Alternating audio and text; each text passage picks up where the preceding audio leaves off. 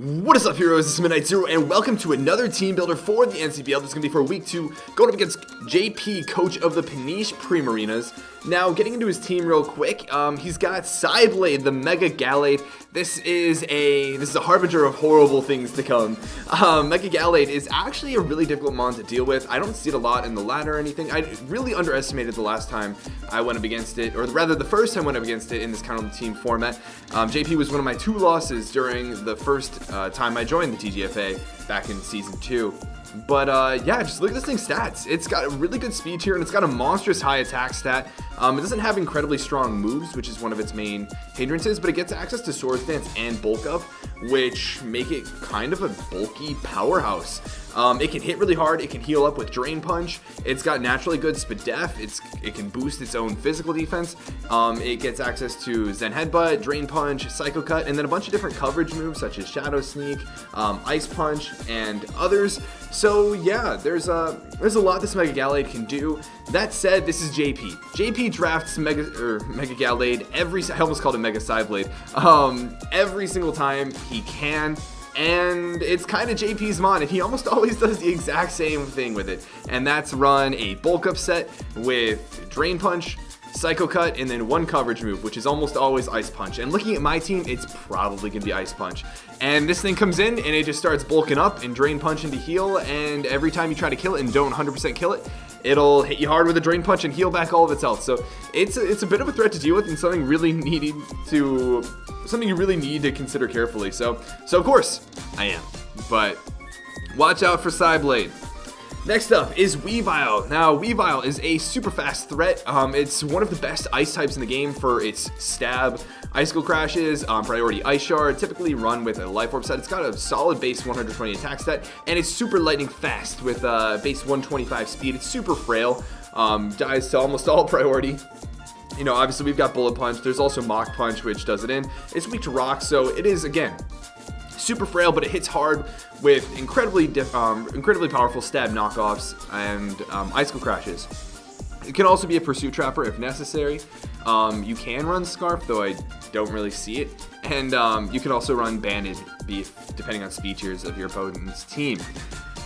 Next up is Manaphy. Now, Manaphy is just a ball of mystery with that base 100 stats all across the board. It can run a physical set with Waterfall and U-Turn, which is interesting, but it's most known for its Tail Glow set. It gets access to Scald, Surf, Energy Ball, Psychic, which provide great coverage on a lot of mons. It can also run Hidden Power, of course, and Tail Glow, just an incredible boosting move in general. It can run Rain Dance to get rid of potential status, to boost up its water type moves. It can run Calm Mind, which in my opinion is probably the best set. You run max physically defensive and Calm Mind in range so that you can't be status. You can rest, and Hydration will heal you immediately afterwards. It's a great set. It's really difficult to power through. It also gets Ice Beam, so this mon gets a lot of coverage options. It hits decent speed here, and it's got all around the board bulk and offense. So definitely a threat. Next up is Salazzle. Now, Salazzle is a new mon that I kind of overestimated. I thought it was a little bit better than it actually is. That said, it is pretty good against my team. Poison and Fire are 2 types that I just really don't handle super well with my team. And Salazzle has a pretty strong special attack stat and speed that outspeeds almost everything on my team. And so it can afford to invest more in that special attack. If it's running a Life Orb, it hits super hard with Sludge Waves, Flamethrowers. It can poison my Steel types, which might want to come in on it. It's a real threat. It is frail, though. It dies to so many different things, and it's weak to rocks, of course. So yeah, it's again very much like Weavile, a bit of a glass cannon, but it does hit hard when it does hit. Next up is Mimikyu. Now, Mimikyu is a great mon from this generation, I believe, with Disguise, giving it a free chance to set up an SD, or even a Home Claws, but SD is almost always better to go for +2 Shadow Sneaks, +2 Play Roughs, Shadow Claws. This thing hits pretty hard despite having only a base 90 attack stat. Its ability is it's the real deal. Being able to boost up its priority and have that sort of a chance. In addition to a so-so bulk to potentially take hits, but outside of that, it can run a Trick Room set. It can run Curse, which is something I've seen in VGC. But yeah, it's an interesting mon. Next up is Yanmega. Now, Yanmega, it's kind of one of those mon that typically gets overlooked, but it is actually really strong. Base 116 special attack. Throw some specs on that, and it's doing damage. It's also got the ability, it's got a couple different abilities. Speed boost, which means at the end of each turn, its speed goes up by 1. So if you throw specs on it, it's gaining speed even though it's got specs on it, so it can just easily sweep through teams after a bit of weakening. It also gets access to Tinted Lens, which doubles the attack or the damage output of resisted moves, basically negating resistances, which is a really cool ability, and it works for a mon that has really cool dual stab coverage in Bug Buzz and Air Slash. It also gets coverage with Giga Drain and of course a hidden power. They also typically like to run Protect if they are the speed boost variant. And yeah, this thing hits pretty hard, and it's got good coverage, and because of its speed boost ability, it could be a late game sweeper, so that's another thing I need to watch out for. If you can't tell, JP's got a lot of offense on his team, definitely. But with that said, we're gonna get into some of the bulk. The Araquanid. Now, Araquanid, look at those stats. It doesn't have a great HP stat like almost everything from Sun and Moon, but decent defense and great special defense. It's got an incredible ability. It's got a weak attack, but stab water bubble boosted liquidation puts in work. It breaks down walls by lowering defense, and of course it can toxic. It can stockpile. It gets access to Aqua Ring. It can leech life to heal up. It's a good mon and a force to be reckoned with, without a doubt. It's really difficult to take down, and it hits decently hard enough to the point where you don't want a lot of your more frail mons that can take it down to have to absorb one of those hits. So again, something to watch out for. Next up is Togetic. Now, this was a recent acquisition of his. It's actually really bulky. Slapping a Violite on that, and that base 85 defense and base 105 special defense soar. So this thing, I calced it, and Garchomp's Stone Edge only does like 30-40% to this thing. So this thing is bulky. And it can set up nasty plots, it can roost, it can defog, it can baton pass boosts, it can heal bell, it can dazzling gleam, it can air slash.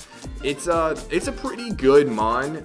It is definitely outclassed by Togekiss in my opinion, unless you're aiming for that defense. Togetic is incredibly defensive, but being weak to rocks and not having access to something like leftovers for that passive recovery does give it a little bit of trouble.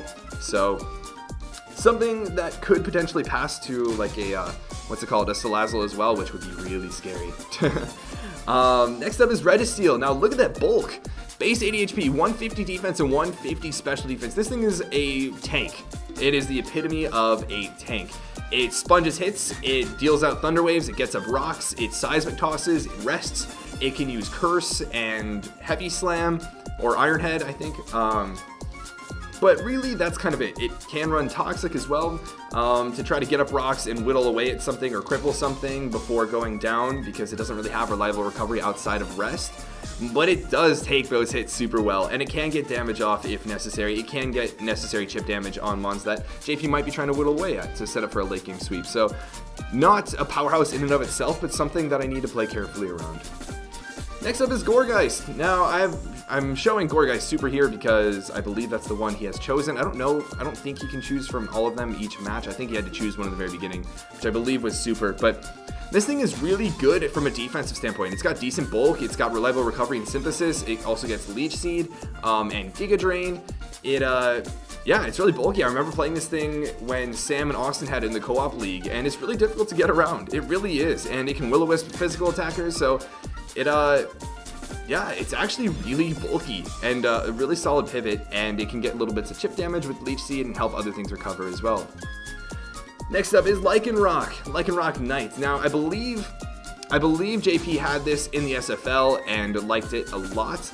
It's not a great mon in my opinion. It's got a decent attack stat, and it has no guard, so it never misses stone edges, which is pretty nice. It can set up with bulk up, and I only know that because JP tried to do so on me, even in the face of a Flygon. It is also oftentimes one of his rockers in the SFL, and he might bring it as a rocker again. He might bring it as a bulk up, potentially Stone Edge Sweeper again. It can get a strong Sucker Punch off, but outside of that, it's not too great of a mon in my opinion, and might be setup fodder for one of my mons. Next up is Golurk. Now, Golurk, despite its lower place in the tiers, it hits hard. It's got a base 120 attack stat. It gets potentially no guard, and so it's not going to be missing dynamic punches. It could go with Iron Fist so that its shadow punches, its ice punches, its various elemental punches are going to get boosted. And this thing puts in work. It also gets access to Rock Polish if he wants to bring that to double its speed and potentially sweep. It's a cool mon, and it hits hard. It can also be a stealth rocker, stab, earthquakes, hit really hard coming from this thing. I love its little animation when it like kind of like exhales and it like kind of stutters a little bit. It's like kind of like this clunky like ancient like I don't know, relic like machinery or something like I don't know. It's cool mon, but it is scary and it's really difficult to switch into, and it's decently bulky to the point where it can tank hits, and whatever ends up not killing it is going to take a hefty amount of damage.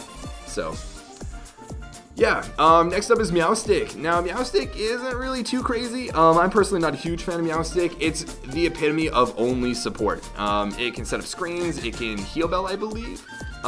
It might even be able to baton pass some boosts of some sort, but it is typically used for screens and some bulk, maybe thunder waves.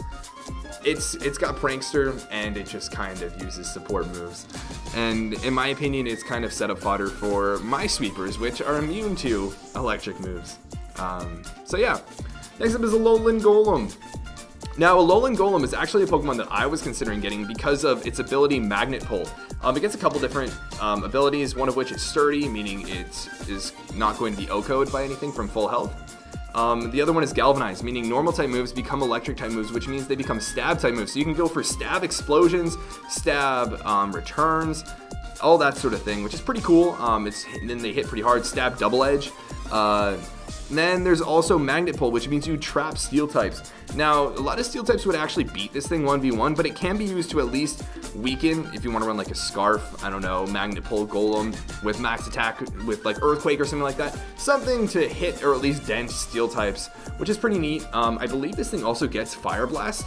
I believe I watched Pokey use this in a Pokemon or in a Showdown Live in which he had this with Fire Blast to trap steel types.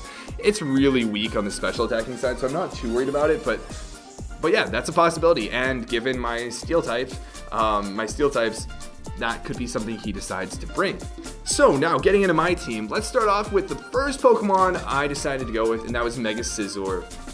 Now we are running a very physically defensive set. This was one of my only ways of answering Mega Gallade. We obviously take the Psychic Stabs if, as I predict, he'll bring Ice Punch. We take that super well. And Drain Punch is only neutral.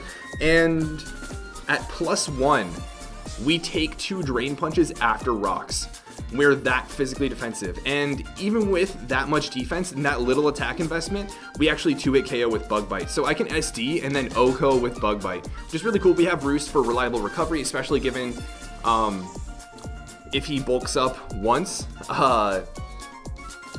We still only take 36% or so, I believe, from a Drain Punch, so we can Roost up, we can whittle away at it with Bug Bite, we can SD and set up on it, and eventually potentially Bullet Punch Sweep, because that's going to be doing quite a bit to a lot of his more frail offensive mons.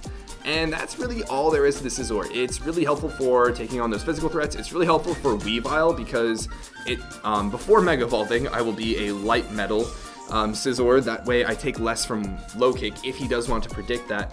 But outside of that, Weavile's not going to be doing too much to us.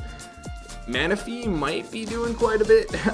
Bug Bite will do quite a bit if it tries to set up in our face though. So yeah, Bullet Punch is helpful for Mimikyu, Bullet Punch is helpful for Yanmega, and if it's not running HP Fire, that doesn't do a ton to us.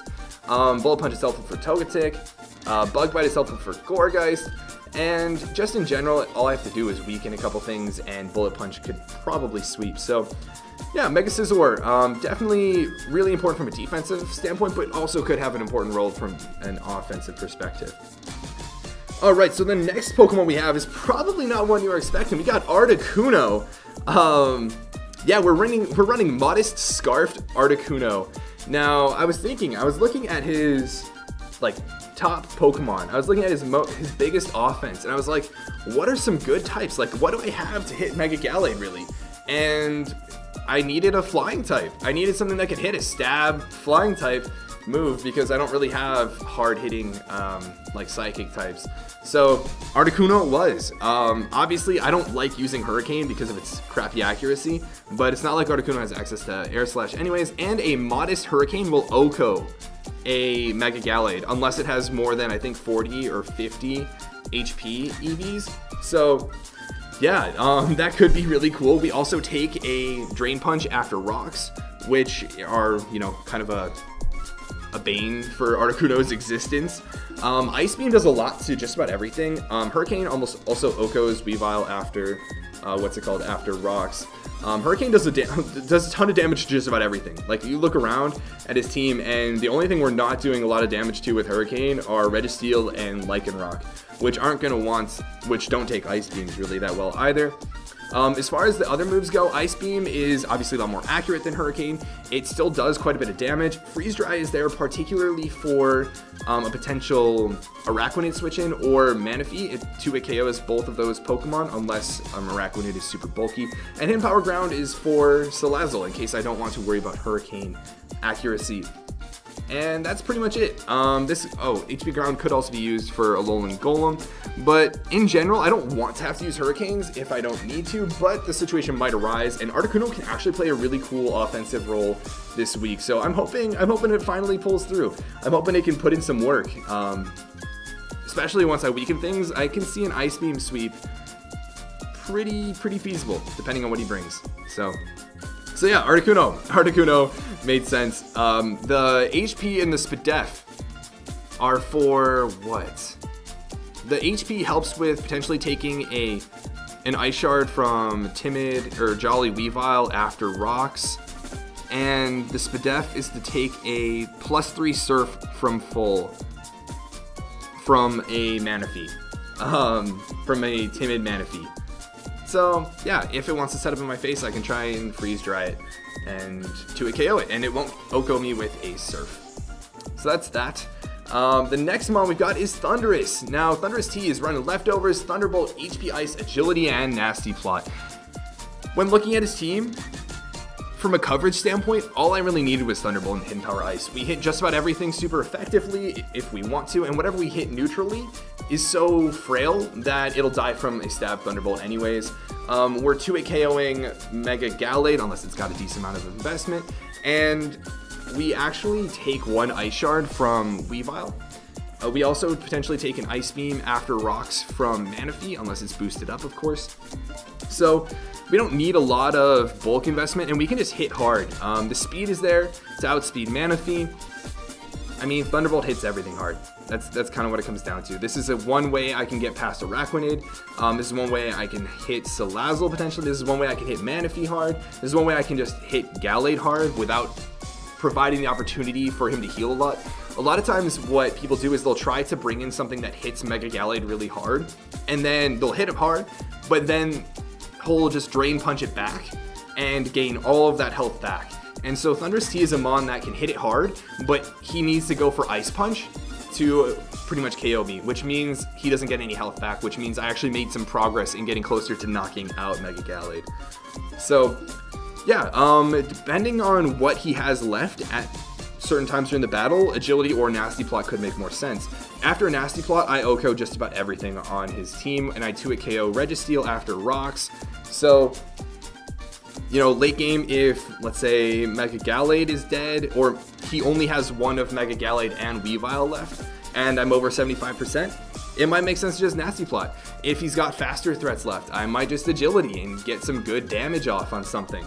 If he brings Yanmega and it's got Protect and Speed Boost on a potential Protect to try and outspeed me, I can Agility, and then I outspeed it and I OHKO it with Thunderbolt. So there are opportunities to set up. We scare out plenty on his team, and it definitely could put in work. And I needed some more offense. So there it is. Next up is Garchomp. Now, Garchomp, we are bringing a Rocky MZ. Now, I goofed up last week, and Sandstorm is a Rock-type move, but it's not like it really had the chance to anyways. to even find out that that was a mistake. But yes, Garchomp is running a Rocky MZ for a Continental Crush. We're running max attack with a Jolly Nature. The little bit of HP and Spadef are there to help with potential Salazzle attacks if it's not running HP Ice. And I can potentially scout for HP Ice by going into a later team member that I haven't mentioned just yet. But yeah, this thing hits hard. That's kind of all it really comes down to. It hits, Gallade pretty hard, and it baits him into going for Ice Punch rather than Drain Punch, which would gain him health back. It gets bodied by Weavile. It outspeeds Manaphy and can actually do quite a bit of damage at +2. I believe it knocks it out with Earthquake after Rocks. It obviously does a lot to Salazzle with Earthquake. It hits Mimikyu super hard with Earthquake as well once that thing's disguise is gone, of course. It hits Yanmega super hard with Stone Edge, and on a potential Speed Boost Protect, if we read that correctly, we can go for Swords Dance, and then we don't even need to worry about Stone Edge misses. We can just go for Dragon Claw instead, which is really cool. For Araquanid is part of the reason I'm running Continental Crush. This thing is so hard to kill, and it's resistant to fire because of Water Bubble. It resists Earthquake. It doesn't take a lot from Dragon Claw if it's physically defensive, and even Stone Edge, it has a chance to miss, and it doesn't do a ton. So here we are with Continental Crush. I believe it does 75 to 85% to a max HP, max Phys Def Araquanid. So after Rocks, Continental Crush will KO, and obviously at +2, it'll KO regardless of whether or not Rocks are up. So that's part of why that Continental Crush is there, because I simply don't have a lot of answers to Araquanid, and here's one of them.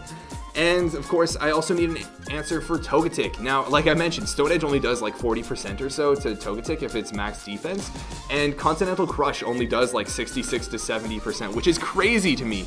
But after Rocks, maybe a little bit of chip damage. Obviously, this thing doesn't get Leftovers recovery. If it sponges a hit after coming in on Rocks, it might be in range from a Continental Crush. Or if I'm already SD'd up, Continental Crush will OHKO. So that's one other way I can hit Togetic hard, because outside of that, I don't really have a lot of ways. So that's why that's there. Obviously, we destroy Registeel. Gourgeist doesn't like taking Dragon Claws, but we're not going to be doing too much with that anyways. He also might have to fear the potential Fire Fang or the Inferno Overdrive, which is also an option. Golurk doesn't like taking Earthquakes. Nothing really on his team likes taking Earthquakes. So yeah, Garchomp, it can put in a lot of work. There are potential opportunities to set up an SD. Obviously, the three things that threaten it are his 3 fast sweepers, or glass cannons. We got Weavile, Salazzle, and then Mega Gallade, which isn't really a glass cannon. But those 3 mons, you'll notice, pose quite a bit of a problem for most of my team. Given Thundurus and Garchomp, 2 of my forms of offense, are undersped or are outsped by them, and are potentially taking super effective HP Ices, Icicle Crashes, Ice Shards, or Ice Punches, which is not great. So I needed something to deal with all that ice. And what is that ice? That is Suicune. Suicune is making another return this week. We're running a slightly different set. We're not bringing the typical Crocoon. We're bringing Roarcoon this week. And that's because Scald does quite a bit of damage, but more importantly, Roar is there to get rid of these setup sweepers. JP loves to set up. He loves to send them on and just start clicking boosting moves.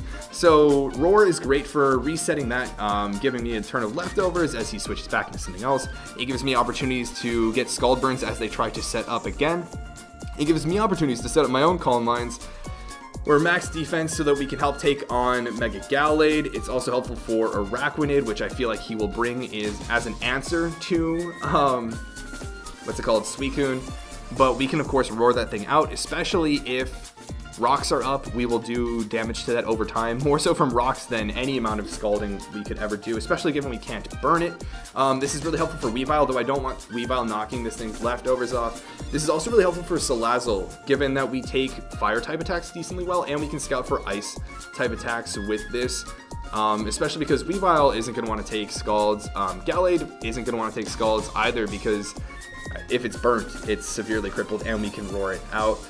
We also help take on Mimikyu, and even Registeel to an extent, because we can roar it out. We take on, because of our HP stat, we're not 3-hit KO'd by seismic tosses, so we can rest.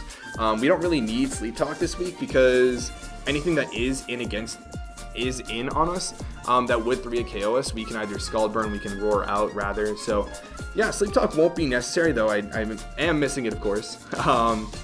But yeah, we need to watch out for Golem. That's really kind of it.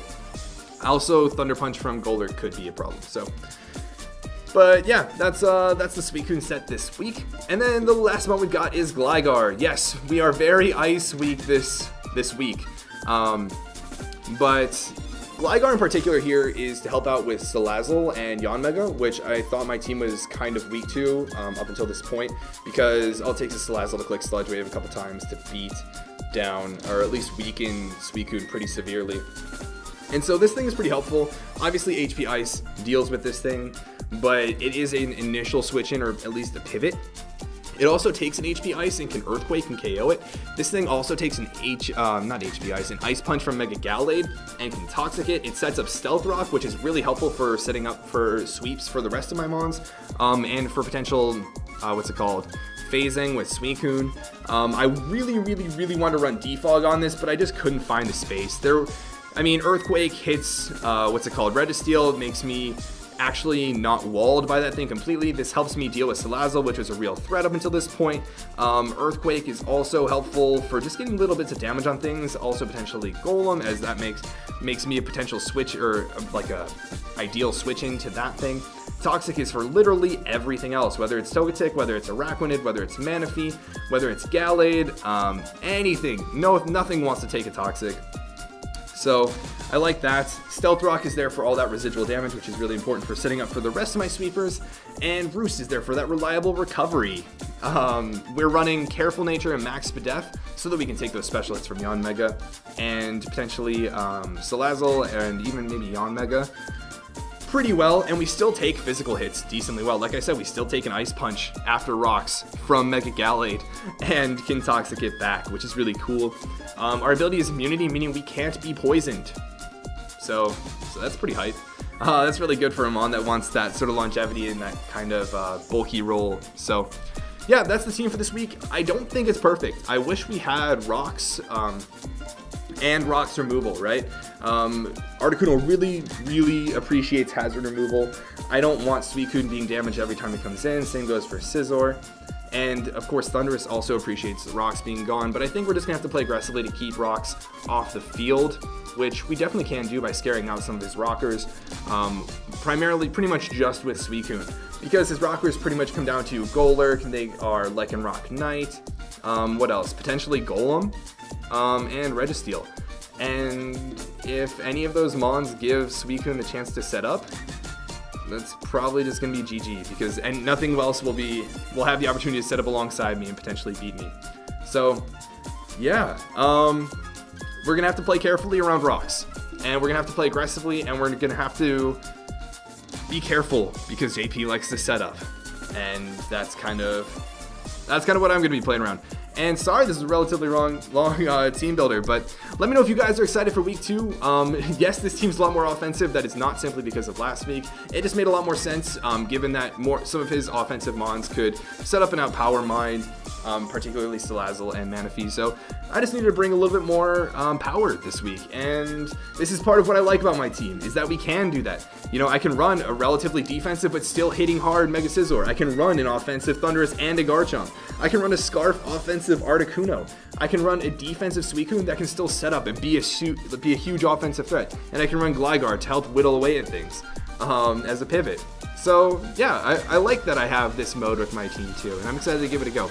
But that'll be in the battle. But until then, this has been Midnight Zero, and this mission is complete.